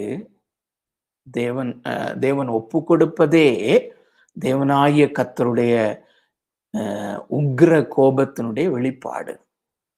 26வது வசனம், இது நிமித்தம் தேவன் அவர்களை இழிவான இச்சை ரோகங்களுக்கு ஒப்பு கொடுத்தார். அது படிப்படியா போகும். ரொம்ப பியூட்டிஃபுல்லா அப்போஸ்தலனாகிய பவுல் எழுதி கொண்டு வருகிறார். இது நிமித்தம் தேவன் அவர்களை இழிவான இச்சை ரோகங்களுக்கு ஒப்பு கொடுத்தார். 28வது வசனம், தேவனை அறியும் அறிவை பற்றி கொண்டிருக்க அவர்களுக்கு மனதில்லாதிருந்தபடியால், nobody wants God, nobody wants to know God. அமெரிக்காவில் அடிக்கடி சொல்லப்படுகிறது. ஸோ அவங்க ஒரு காலத்திலே அந்த பள்ளிக்கூடங்களிலே இருந்த அந்த 10 கட்டளைகள் அதெல்லாம் இருக்குமா ஸ்கூல், அது எல்லாவற்றையும் எடுத்து விட்டாகிவிட்டது. we don't want God, we don't want to know God.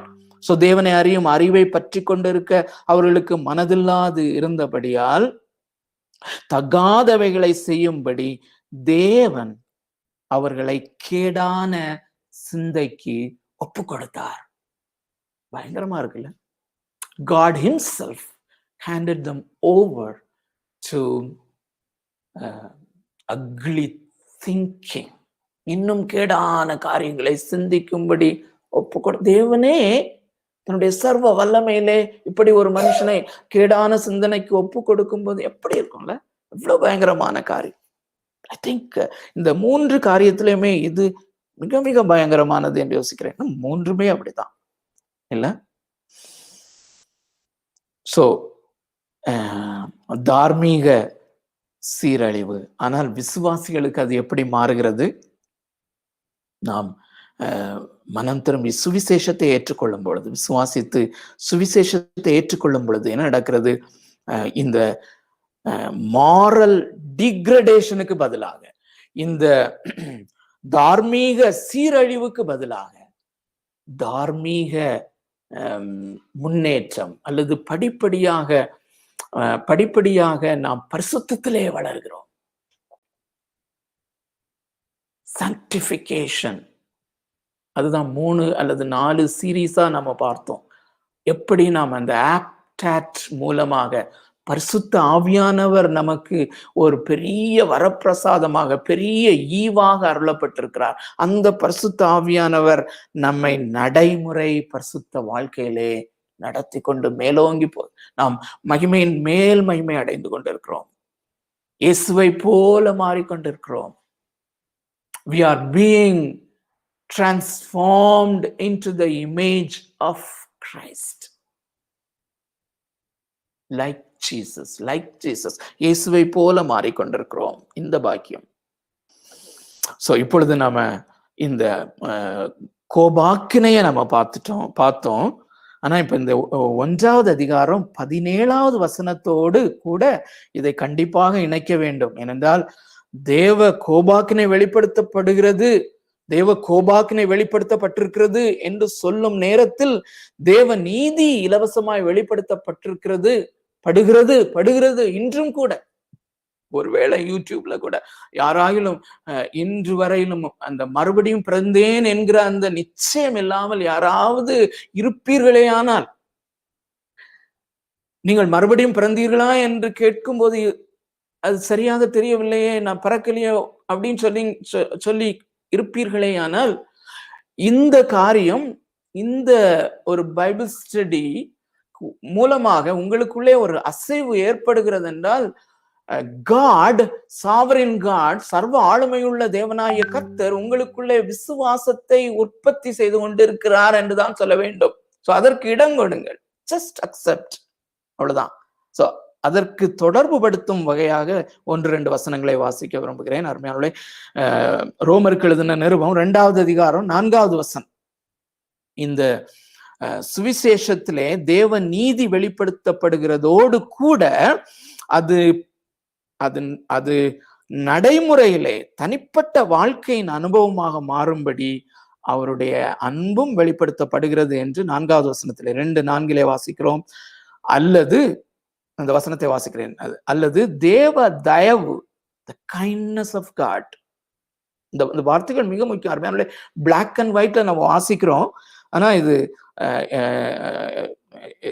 ரொம்ப முக்கியமான ஒரு காரியம். தேவ தயவு நீ குணப்படும்படிக்கு, நீ மறுபடியும் பிறக்கும்படிக்கு, அல்லது இந்த தேவ நீதியை இலவசமாய் பெற்றுக்கொள்ளும்படி உன்னை ஏவுகிறதென்று நீ அறியாமல் அவருடைய தயவு, அவருடைய பொறுமை, நன்றா கவனிங்க, அவருடைய தயவு, அவருடைய பொறுமை, அவருடைய நீடிய சாந்தம், இவைகளின் ஐஸ்வர்யத்தை அசட்டை பண்ணுகிறாயோ.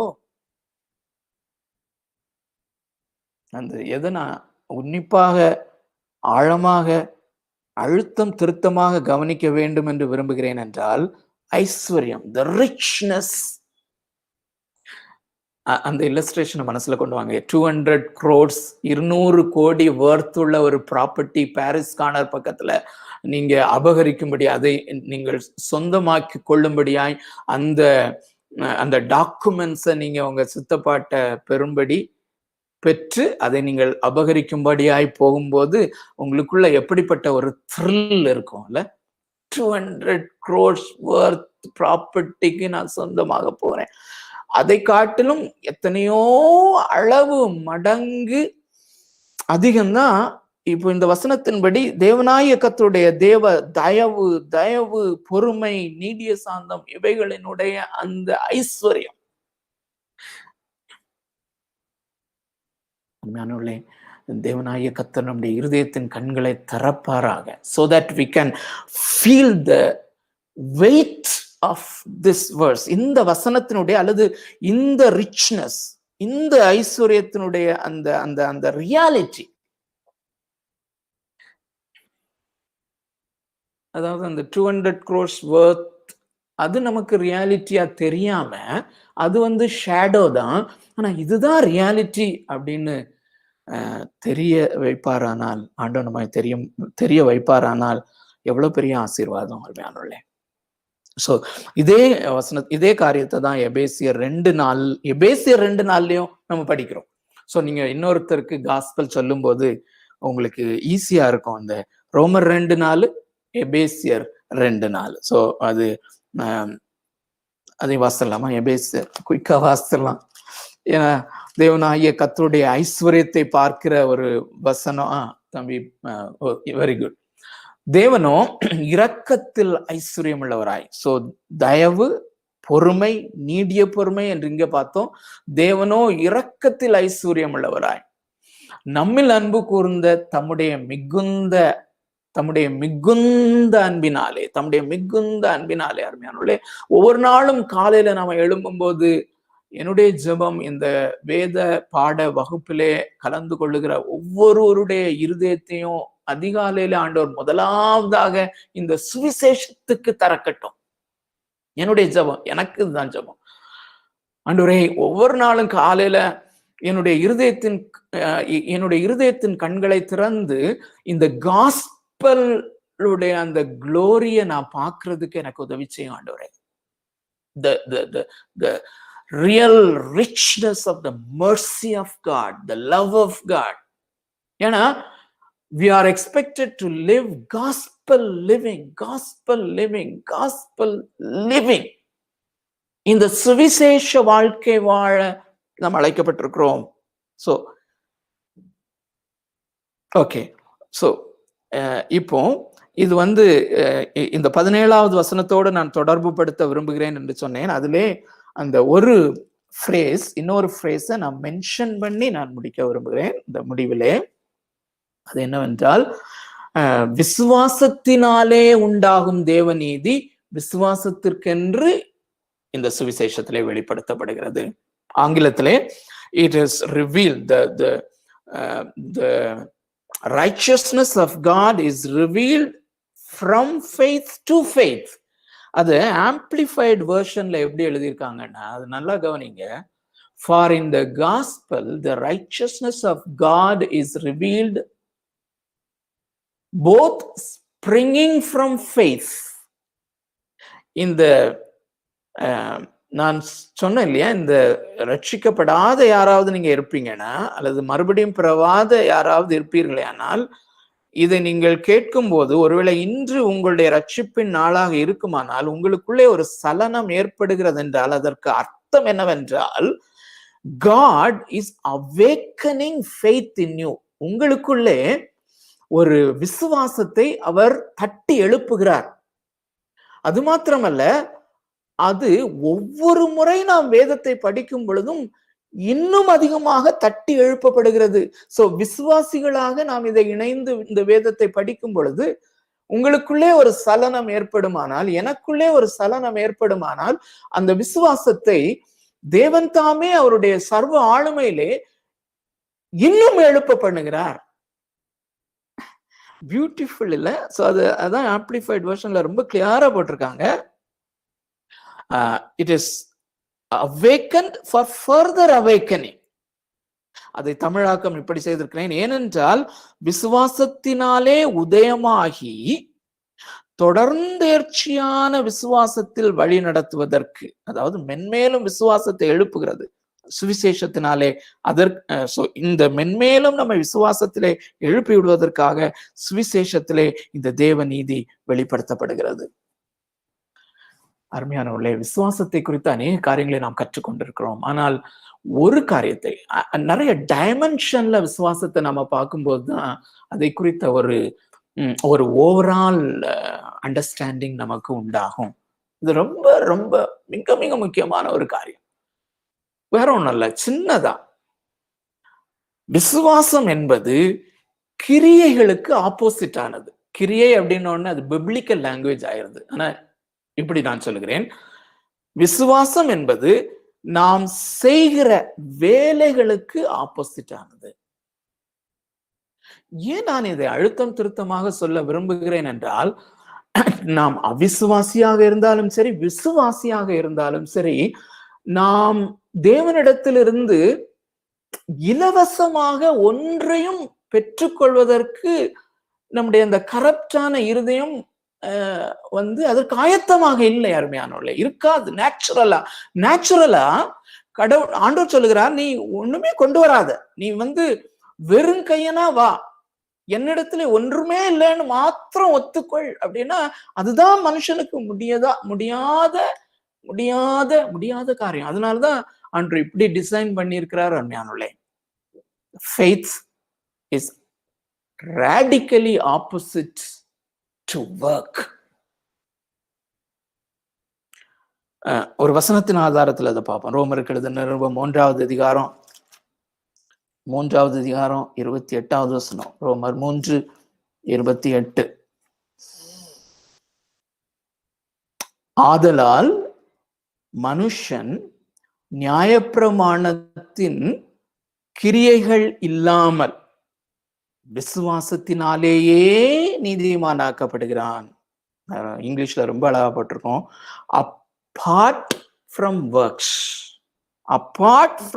works by faith.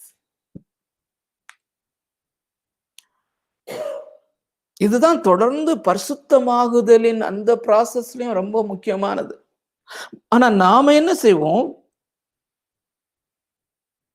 விசுவாசி ஆகிறதுக்கு முன்பும் சரி, நமக்கு பிரச்சனையே இதுதான். ஒன்னும் இல்லைனாலும் அந்த ஞானஸ்நானத்தின் மூலமா நாம் செய்கிற கிரியைகள், நாம் செய்கிற அந்த அந்த அந்த தேவனுக்காக செய்கிற ஊழியங்கள், தேவனுக்காக நான் செய்கிற ஊழியங்கள் கூட நம்ம வெளியே சொல்ல மாட்டோம். ஆனா அதை குறித்த ஒரு குட் ஃபீலிங், அதோடு கூட நாம் தேவனுடைய சமூகத்திலே வருவோமையானால் அது அங்கீகரிக்கப்பட மாட்டாது. அந்த அந்த லிவிங் த காஸ்பல் அதை நாம தொடங்குகிறது காலையிலையோ இல்லாட்டி எப்பொழுதுமே லிவிங் த காஸ்பல். ஸோ அதுல நம்ம கற்றுக்கொள்வதற்கு ஒரு உதாரணமாக அந்த பரிசேயன் ஆயக்காரன் உவமை நம்ம எடுத்துக்கொள்ளலாம். லூக்கா எழுதின சுவிசேஷம் 18வது அதிகாரம், லூக்கா 18வது அதிகாரம் 8 to 14 வசனம் வரையிலும், 9வது வசனத்திலிருந்து 14வது வசனம் தான், அந்த பத்தியில தான் லூக்கா அந்த உவமையை எழுதுகிறார். அந்த இயேசு சொன்ன கதை, இயேசு சொன்ன காரியம். ஆனா அதுக்கு முன்னாடி 8வது வசனத்தையும் நான் சேர்த்திருக்கேன். ஏன்னா ரொம்ப முக்கியமானது அதுல. சோ அது எப்படி முடியுதுன்னா, 8வது வசனம் பின்பகுதி எப்படி முடியுதுன்னா, ஆகிலும் மனுஷகுமாரன் வரும்போது பூமியிலே விசுவாசத்தை காண்பாரோ. அருமையானவர்களே, இந்த உலகத்துல இயேசு சரீர பிரகாரமா வாழ்ந்த போது the one thing for which Jesus appreciated people, அல்லது இயேசு கிறிஸ்து மக்களை குறித்து இம்ப்ரெஸ் ஆகிற ஒரே ஒரு காரியம் என்னன்னு சொல்லி நீங்க தொடர்ந்து பார்ப்பீங்கன்னா, விசுவாசம். இஸ்ரவேலிலும் இப்படிப்பட்ட விசுவாசத்தை காணவில்லை, காண முடியாது. உன் விசுவாசம் உன்னை ரட்சித்தது. He was amazed. ஒரு சிலருடைய விசுவாசத்தை கண்டு அவர் ஆச்சரியப்பட்டார். விசுவாசிக்காததை குறித்தும் அவர் ஆச்சரியப்பட்டார். சோ விசுவாசம் எவ்வளவு முக்கியம். சோ அதை குறித்து சொல்லும் பொழுதுதான் இந்த உவமையை அவர் சொல்லுகிறார். சோ இந்த கதை நமக்கு நல்லா தெரியும். அதுல அந்த நீதிமான் தன்னை 9வது வசனத்துல, அன்றியும் தங்களை நீதிமான்கள் என்று நம்பி மற்றவர்களை அற்பமாய் எண்ணின சிலரை குறித்து அவர் உவமையை சொன்னார். 2 மனுஷர் ஜெபம் பண்ணும்படி தேவாலயத்துக்கு போனார்கள். ஒருவன் பரிசேயன், மற்றவன் ஆயக்காரன். சோ பரிசேயன் நின்று அவன் என்ன சொல்லுகிறான்? தேவனே, நான் பரிகாரர், அநியாயக்காரர், விபச்சாரக்காரர் ஆகிய மற்ற மனுஷரை போலவும் இந்த ஆயக்காரனை போலவும் இராததினால் உம்மை ஸ்தோத்திரிக்கிறேன். சோ அவனுடைய பிரைஸ் பாயிண்ட பாருங்க. சோ இதை அவன் வெளிப்படையா பறைசாற்றல. அவன் பின்னால நம்ம பாக்குறோம், அவன் தனக்குள்ளே ஜெபம் பண்ணின்னு போட்டிருக்கு. தனக்குள்ளே அவன் ஒரு ஹிடன் தாட் தான். அருமையானவர்களே, அந்த நம்ம ஜெபிக்கும்படியா முழங்கால் படியிடும் போது நமக்கு தெரியாம நமக்குள்ள ஒரு ஹிடன் தாட் வருது.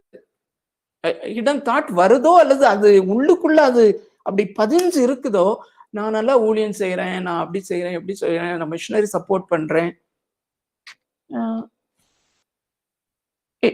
இது கண்டுபிடிக்கிறது ரொம்ப கஷ்டம் பிரியமானவர்களே. அவனவனுக்குள்ளே ஒரு பரிசேயன் இருக்கிறான் என்றுதான் நான் என் கடைசியாக முடிக்க போகிறேன். அவனவனுக்குள்ளே இருக்கிற ஒவ்வொரு விசுவாசியும் அவனுக்குள்ளே இருக்கிற பரிசேயனை ஐடென்டிஃபை பண்ண தொடங்கிவிட்டால் அவன் பரிசுத்தமாகுதலின் ப்ராசஸ்ல அவன் போவது எளிது. ஆனா அது கஷ்டம், அது கஷ்டம் அருமையானவர்களே, அது ரொம்ப கஷ்டம். சோ அப்படி இல்லாததுனால் ஸ்தோத்திரிக்கிறேன். இனி உள்ள காரியங்கள் அவன் சொல்லுகிறான் 12வது வசனத்துல, வாரத்தில் 2 தரம் உபவாசிக்கிறேன். என்னுடைய ஃபாஸ்டிங் பிரேயர்ஸ், என்னுடைய ஃபாஸ்டிங் நான் நான் ஒழுங்கு ஆலயத்துக்கு போறேன், நான் காணிக்க கொடுக்கிறேன், இந்த மாதிரி எந்த காரியம், நான் ஹிந்தி மக்கள் மத்தியில ஊழியம் செய்கிறேன், எனிதிங். சோ என் சம்பாத்தியத்துல எல்லாம் தசமபாகம் செலுத்துகிறேன் என்று தனக்குள்ளே ஜெபம் பண்ணி, தனக்குள்ளே எண்ணிக்கொண்டு, தனக்குள்ளே அது இருக்குது.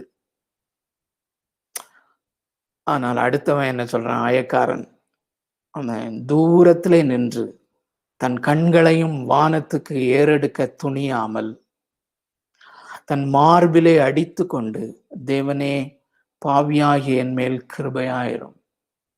He's asking for grace. இதுதான் ஃபெய்த், இதுதான் ஃபெய்த், இதுதான் ஃபெய்த், விசுவாசம். ஒண்ணுமே இல்லை எனக்கு ஆண்டவரே. I have nothing to my credit. I have nothing to my credit. அருமையானவர்களே, ப்ராக்டிக்கல் லைஃப்ல ஒரு சின்ன எக்ஸாம்பிளை சொல்லி நான் முடிக்க விரும்புகிறேன். என்னுடைய லைஃப்ல இருந்துதான் நான் சொல்ல விரும்புகிறேன். எப்போதும் போல இது அது அது வந்து உங்களுக்கு உங்க லைஃப்ல அதை கம்பேர் பண்ணி பாருங்க. காலையில எழும்பின உடனே வேலையா நம்ம காலை கடன்களை முடிச்சுட்டு நம்முடைய மார்னிங் டிவோஷன், பர்சனல் டிவோஷனுக்காக உட்காடுறோம். பர்சனல் டிவோஷன் முடிக்கிறோம். பர்சனல் டிவோஷன் முடிஞ்ச உடனே ஒவ்வொருவருக்குள்ளேயும் 2 மனுஷன் இருக்கான். வெவ்வேறு விதத்துல நம்ம பார்க்கலாம், வெவ்வேறு காரியத்திற்கென்று வெவ்வேறு விதமாக. சோ இந்த காரியத்திற்கென்று 2 மனுஷர்கள் நமக்குள்ளே, ஐசக்குள்ள 2 ஐசக் இருக்காங்க. ஒரு ஐசக் சொல்றான், ஒரு ஐசக், ஒரு மனுஷன், நமக்குள்ளே இருக்கிற ஒரு மனுஷன் ஏ, மேன் ஏ, அவன் வந்து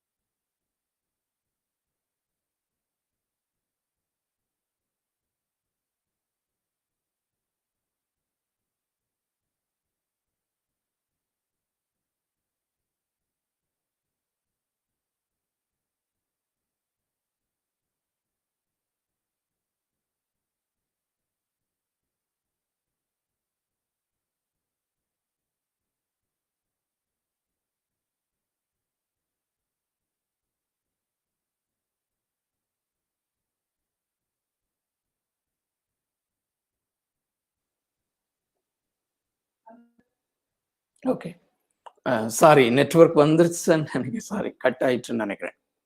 ஓகே, சோ ஒரு மனுஷன் சொல்லுகிறான், அந்த மனசாட்சி என்கிற மனுஷன் எனக்குள்ளிருந்தே சொல்லுகிறான், நீ வந்து தேவனாகிய கர்த்தரிடத்தில் முழு இருதயத்தோடும், முழு ஆத்மாவோடும், முழு பலத்தோடும் அன்பு கூர்ந்து இந்த டிவோஷன் பண்ணல, so you fall in the standard. அப்போ அடுத்தவன் எழும்புகிறான், அதுதான் பரிசேயன். எனக்குள்ளே இருக்கிற பரிசேயன் சொல்லுகிறான், நீ ஒன்றும் தப்பு செய்யல, நீ வந்து என்ன செஞ்சிருக்க, நீ நேற்று ராத்திரி நீ சரியா தூங்கல, உனக்கு ஆண்டவர் தூக்கம் தரல, ஆண்டவர் தூக்கம் தரல, நீ எவ்வளவு கஷ்டப்பட்ட.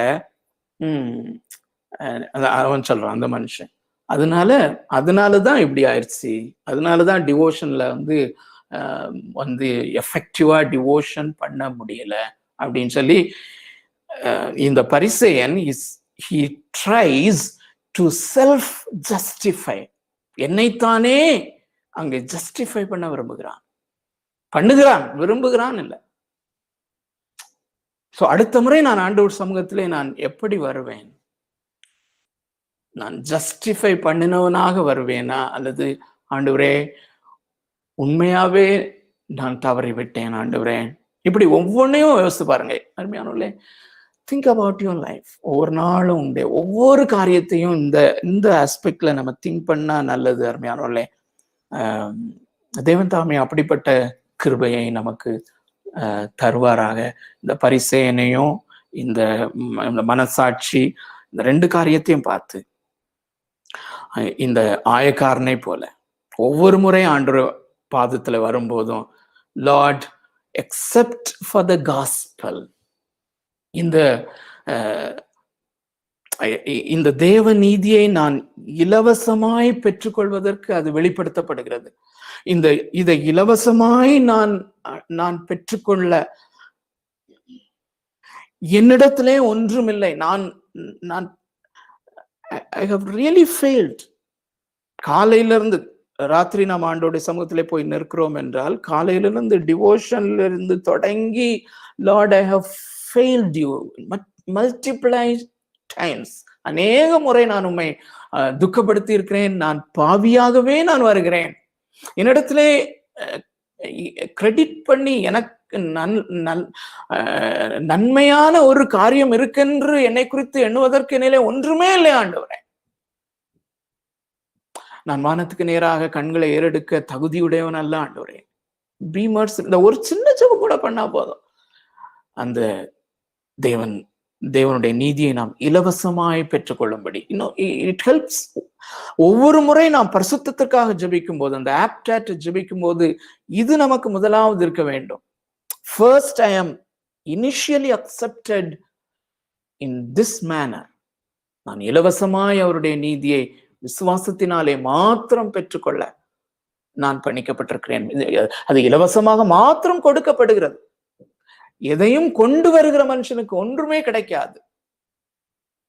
நான் ஒன்றுமே இல்லை, நான் பாவியான ஒரு மனுஷன் என்று வரும் பொழுது அவன் அல்ல, இவனே நீதிமானாக்கப்பட்டு வீட்டுக்கு போனான் என்று இயேசு சொல்லி முடிக்கிறார். தேவன் இப்படிப்பட்ட கிருபையை ஒவ்வொரு நாளும், இப்படிப்பட்ட ஒரு காஸ்பல் லிவிங் சுவிசேஷத்தை வாழ்கிற இந்த கிருபையை தேவன் நமக்கு அருளுவாராக. ஆமென். போற்றி இளங்கோ.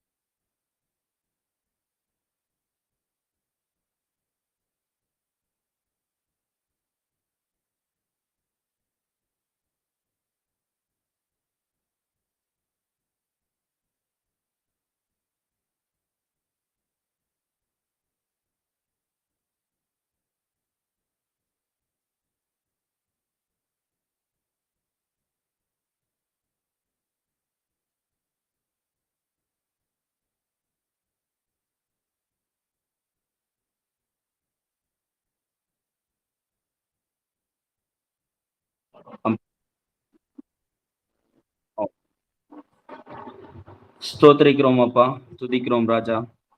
கிருபையும் நிறைந்தவரே, இரக்கம் நிறைந்தவரே அப்பா. ஆண்டவரே, இந்த மாலை வேளையிலும் ஆண்டவரே அப்பா, ஆண்டவரே